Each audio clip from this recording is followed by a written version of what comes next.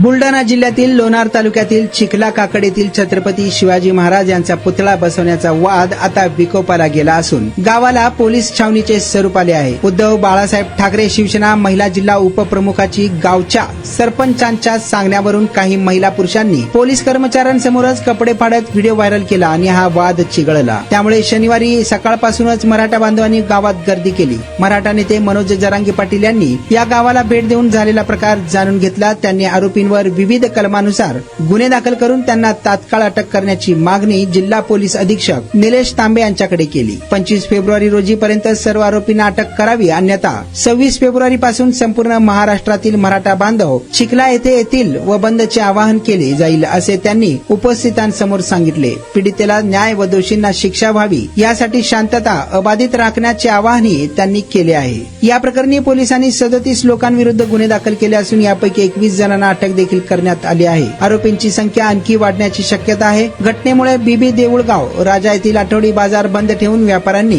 कडकडीत बंद पाळला।